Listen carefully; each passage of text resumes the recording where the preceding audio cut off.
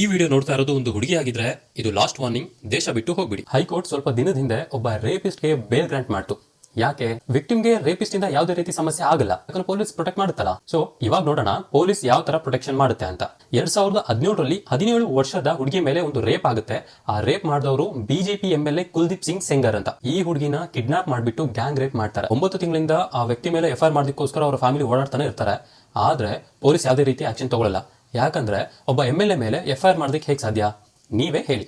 ಕೊನೆಗೆ ಆ rape victim ಮತ್ತೆ ಅವರ ತಾಯಿ CM ಮನೆ ಮುಂದೆ ಹೋಗ್ಬಿಟ್ಟು ಸೀಮೆಣ್ಣೆ ಹಚ್ಕೊಂಡು ಸಾಯೋದಕ್ಕೆ ಪ್ರಯತ್ನ ಪಡ್ತಾರೆ. ಆಗ ಪೊಲೀಸ್ ಮುಂದೆ ಬಂದು FIR ಮಾಡ್ತಾರೆ. ಸೊ ಪ್ರೊಟೆಕ್ಷನ್ ಮಾಡ್ತಿದಾರಲ್ಲ ರೇಪಿಸ್ಟ್ಗೆ.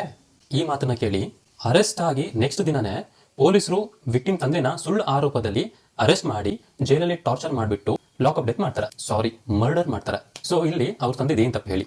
ನಿರಂತರವಾಗಿ ಅವ್ರ ಮಗಳ ಮೇಲೆ ಅತ್ಯಾಚಾರ ಆಗಿರೋದ್ರ ಬಗ್ಗೆ ವಾಯ್ಸ್ ರೈಸ್ ಮಾಡಿದ್ದೆ ಅವ್ರ ತಂದೆ ತಪ್ಪ.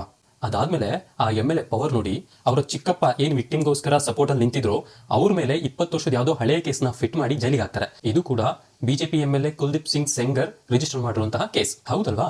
ಇಲ್ಲಿ ವಿಕ್ಟಿಮ್ಗೆ ರೇಪಿಸ್ಟ್ ಇಂದ ಯಾವುದೇ ರೀತಿ ಸಮಸ್ಯೆ ಆಗ್ತಾ ಇಲ್ಲ, ಯಾಕಂದ್ರೆ ಪೊಲೀಸ್ ಪ್ರೊಟೆಕ್ಟ್ ಮಾಡ್ತಿದೆ ಅಲ್ಲ. ಕೊನೆಗೆ ಈ ಕೇಸ್ ಕೋರ್ಟ್ ಅಲ್ಲಿ ಹೋದಾಗ ಆ ವಿಕ್ಟಿಮ್, ಅವರ ತಾಯಿ, ಅವರ ಇಬ್ರು ಚಿಕ್ಕಮ್ಮಂದ್ರು, ಅದ್ರ ಜೊತೆಗೆ ಒಬ್ರು ಲಾಯರ್ ಕೋರ್ಟ್ ಹೋಗ್ಬೇಕಾದ್ರೆ ರೋಡ್ ಅಲ್ಲಿ ಒಂದು ಲಾರಿ ಬಂದು ಈ ಕಾರ್ಗೆ ಆಕ್ಸಿಡೆಂಟ್ ಮಾಡುತ್ತೆ ಇಂಟೆನ್ಷನಲಿ.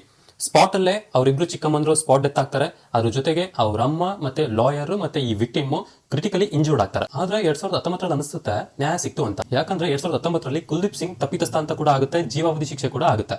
ಅಲ್ಲಿಂದ ಕರೆಕ್ಟ್ 6 ವರ್ಷಕ್ಕೆ ಕುಲ್ದೀಪ್ ಸಿಂಗ್ಗೆ ಡೆಲ್ಲಿ ಹೈಕೋರ್ಟ್ ಏನ್ ಮಾಡುತ್ತೆ, ಬೇಲ್ ಗ್ರಾಂಟ್ ಮಾಡುತ್ತೆ. ಆ ಜಡ್ಜ್ಮೆಂಟ್ ಬಂದ ತಕ್ಷಣನೇ ಆ ಕುಲ್ದೀಪ್ ಸಿಂಗ್ ಫಾಲೋವರ್ಸ್ ಏನ್ ಮಾಡ್ತಾರೆ, ಆ ವಿಕ್ಟಿಮ್ ಫ್ಯಾಮಿಲಿಗೆ ಕಾಲ್ ಮಾಡಿ ಬೆದರಿಕೆ ಕರೆನ ಹಾಕ್ತಾರೆ. ಇನ್ಮೇಲೆ ನೋಡಿ ನಿಮ್ಮ ಲೈಫ್ ಏನಾಗುತ್ತೆ ಅಂತ. ವಿಕ್ಟಿಮ್ ಮತ್ತೆ ಅವರಮ್ಮ ಇಂಡಿಯಾ ಗೇಟ್ ಹತ್ರ ಹೋಗಿ ಪ್ರೊಟೆಸ್ಟ್ ಮಾಡ್ತಾರೆ. ಹಾಗೆ ಪ್ರಶ್ನೆ ಕೇಳ್ತಾರೆ, ನಮ್ಮ ಭಾರತಕ್ಕೆ ಇದೇನಾ ನ್ಯಾಯ ಅಂತ. ಆದ್ರೆ ಈ ಡೆಲ್ಲಿ ಪೊಲೀಸರು ಏನ್ ಮಾಡ್ತಾರೆ, ಏನೋ ಕ್ರಿಮಿನಲ್ಗಳ ತರ ಅವರಿಗೆ ರೋಡಲ್ಲಿ ಹೇಳ್ಕೊಂಡು ಹೋಗ್ಬಿಡ್ತಾರೆ. ನಿಜವಾಗ್ಲೂ ನಾಚಿಕೆ ಆಗ್ಬೇಕು ಯಾರೆಲ್ಲ ಆ ರೇಪಿಸ್ಟ್ಗಳಿಗೆ ಸಪೋರ್ಟ್ ಮಾಡ್ಕೊಂಡು ಅವ್ರು ಹೇಳಿರೋ ಮಾತನ್ನ ಕೇಳ್ಕೊಂಡು ಅವರಿಗೋಸ್ಕರ ಕೆಲಸ ಮಾಡ್ತಿದ್ರಲ್ವಾ, ಅವ್ರಿಗೆ ನಿಜವಾಗ್ಲೂ ನಾಚಿಕೆ ಆಗ್ಬೇಕು.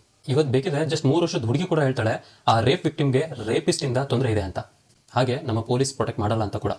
ಇಲ್ಲಿವರೆಗೂ ಬಂದಿದ್ದೀರಾ ಅಂತಂದ್ರೆ ರೇಪಿಸ್ಟ್ ವಿರುದ್ಧ ವಾಯ್ಸ್ ರೈಸ್ ಮಾಡಿ. ಗುರು, ಇದು ಹೊಸ ಭಾರತ. ಇಲ್ಲಿ ರೇಪಿಸ್ಟ್ ಪನಿಷ್ಮೆಂಟ್ ಸಿಗಲ್ಲ, ರೇಪ್ ಆಗಿರೋರಿಗೆ ಪನಿಷ್ಮೆಂಟ್ ಸಿಗುತ್ತೆ.